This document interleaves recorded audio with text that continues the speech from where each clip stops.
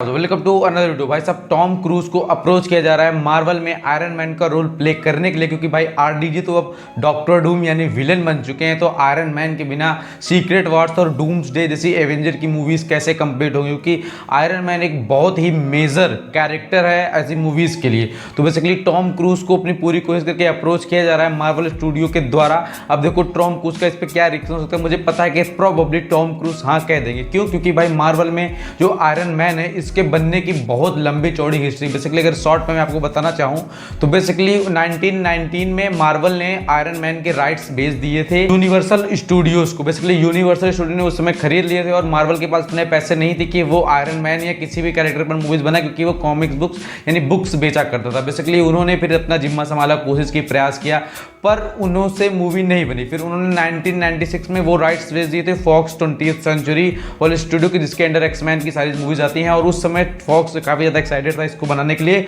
और स्टैन ली के साथ मिलकर एक डायरेक्टर ने इसकी स्टोरी वगैरह भी लिख ली थी। पर 1998 में हमारे टॉम क्रूज भैया ने इस रोल को प्ले करने के लिए थोड़ा बहुत इंटरेस्ट दिखाया और उसके बाद वो इस बात पे भी राजी हो गई थी कि वो मूवी के प्रोड्यूसर ही बन जाएंगे। मतलब मूवी में पैसा लगाने को भी अगला आदमी तैयार था, पर फॉक्स वालों से हो ना पाया और उन्होंने फिर हतक हार कर ये राइट्स बेच दिए न्यू लाइन सिनेमा स्टूडियो को। बेसिकली उस समय न्यू लाइन सिनेमा जो स्टूडियो है ये काम करता था डीसी के यानी डार्क सिनेमैटिक यूनिवर्स। आप समझ रहे हो कि अगर ऐसा हो जाता उसमें मूवी वो बना लेते तो हमको डीसी यानी बैटमैन वगैरह के साथ ये आयरन मैन हमें देखने को मिलता।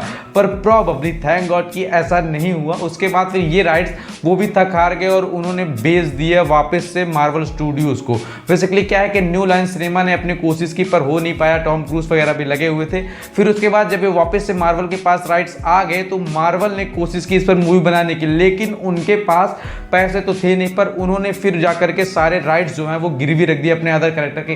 Captain America, black window, black panther और हल्क जैसे कैरेक्टर जो हैं इनके राइट्स उन्होंने बैंक में गिरवी रखे। उसके बाद उनको लोन मिला, उस लोन को लेकर के जॉन फेवरो जो डायरेक्टर थे उन्होंने आरडीजे ने रॉबर्ट डॉनी जूनियर को अप्रोच किया आयरन मैन के रोल के लिए। और सबसे बड़ा स्यापा तो यहीं पर जाकर होता है, क्योंकि उस समय रॉबर्ट डॉनी जूनियर ड्रग्स वाले केस में काफी बुरी तरीके से फंसे थे, उन पर केस वगैरह चल रहे थे। जैसा कि आप जानते होंगे कि रॉबर्ट डॉनी जूनियर की जो हिस्ट्री है वो बहुत अच्छी नहीं थी। बेसिकली प्रोबेबली इस पर एक डिटेल वीडियो बनाऊंगा, तो आप चैनल को सब्सक्राइब कर रखो। अगर आपको वीडियो देखना तो नीचे कमेंट करके जरूर बताना मेरे भाइयों।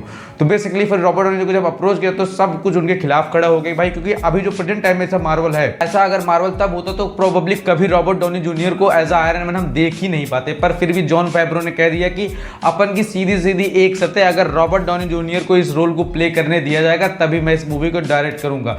क्योंकि भाई साहब उस समय 30 डायरेक्टर के पास मार्वल जा चुका था इस मूवी को डायरेक्ट करने के लिए, पर इसकी हिस्ट्री देख करके कोई भी डायरेक्टर इसको डायरेक्ट करने के लिए तैयार हो ही नहीं रहा था। और उसके बाद फिर ये सब चीजें लफड़े होते गए और जॉन फेवरो ने कह तो दिया था कि अपन को चाहिए, तो मार्वल वालों ने कहा चलो ठीक है अब देख लो, बना ही लो। उसके बाद इस सब कैरेक्टर को गिरवी रख के, ना तो उनके पास एक प्रॉपर स्क्रीन प्ले था, ना तो कोई डायलॉग राइटिंग हुई थी। मतलब मूवी जब स्क्रीन पे चल था, मूवी जो शूट हो रही थी उस समय काफी सारा इम्प्रोवाइज हुआ, तब जाके Robert Downey Junior as a legend Marvel के सुपर हीरो प्रिंट हुए। There's no Marvel Cinematic Universe without me. Yeah, I did everything. उसके बाद आयरन मैन की आज जो वैल्यू है मार्वल में, मतलब इन गेम में जब आयरन मैन चुटकी बजा के खत्म कर देता है, सब कुछ खुद भी खत्म हो जाता है।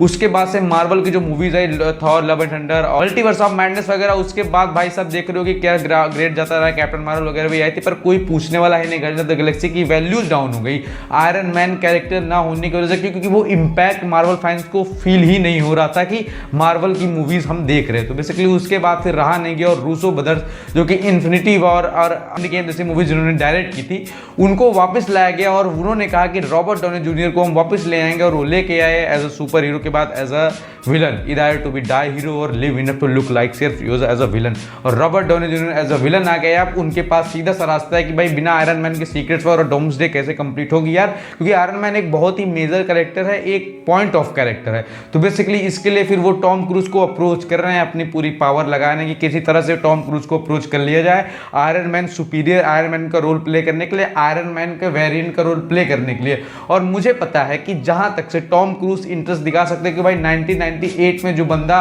पैसे लगाने को तैयार हो जाए आयरन मैन की मूवीज में, क्या वो दोबारा उस रोल को मिलने पर ठुकरा देगा? क्योंकि आयरन मैन एक आइकॉनिक रोल है। पर प्रॉब्लम मसला ये है कि रॉबर्ट डॉनी जूनियर लोगों के दिमाग में फीड हो गए हैं आयरन मैन के रोल के लिए। मुझे पता है कि बहुत सारे लोग इससे नाखुश भी हो सकते हैं कि आरडीजे जैसा अगर कोई स्क्रीन पर कोई आएगा और वैसा अगर परफॉर्मेंस नहीं मिल पाई तो दिक्कत दिक्कत ये हो जाए कि लोग जिस तरह से समझ रहे हो कि पत्थर मारने वाला काम होता है, ऐसा लिटरली नहीं करेंगे, पर मार्वल को तो झटका लग जाएगा इस चीज़ को लेकर के। पर मुझे पता है कि टॉम क्रूज़ को पसंद करने वाले लोग बहुत है और हम देखना चाहते हैं आरडीजे की जगह टॉम क्रूज़ को एज अ आयरन मैन।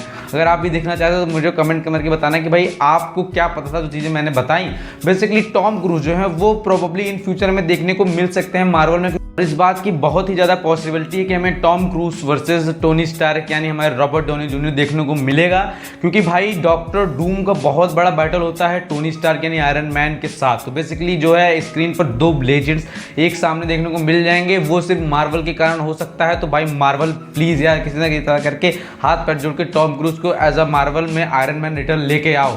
तो बेसिकली ऐसा हो जाएगा तो डॉक्टर डूम हमारे आयरन मैन आरडीजे देखने को मिलेंगे और टॉम क्रूज उनके सामने। तो यार मतलब समझ लो कि क्या लेवल होगा मूवी का, और मार्वल इस चीज को लेकर कुछ भी करने के लिए तैयार है। और प्रोबेबली ये भी चांसेस हैं कि हमारे जो किलियन मर्फी हैं उनको एज अ डॉक्टर डूम एक विलन देखने को मिल सकते हैं, क्योंकि आयरन मैन का जो वेरिएंट है ये डॉक्टर डूम का हो सकता है एक सही वाला वेरिएंट हो। वैसे ख्याले पुलाव तो मैं पका रहा हूं, पर इसके सच होने के चांसेस भी हैं उतने ही जितने मेरे सर पे बाल हैं। ज़्यादा हो गया ये तो बेसिकली मिलते हैं नेक्स्ट वीडियो रिव्यू किसी अपडेट के साथ। आई होप आप सब ठीक होंगे। और आपको अगर रॉबर्ट डॉनी जूनियर यानी आयरन मैन की हिस्ट्री पर पूरी वीडियो जो तो प्लीज़ कमेंट करके बताना, मैं पूरी मेहनत करके वीडियो बनाकर पूरी रिसर्च करके लेके आऊँगा। चलिए मिलते हैं नेक्स्ट वीडियो के साथ।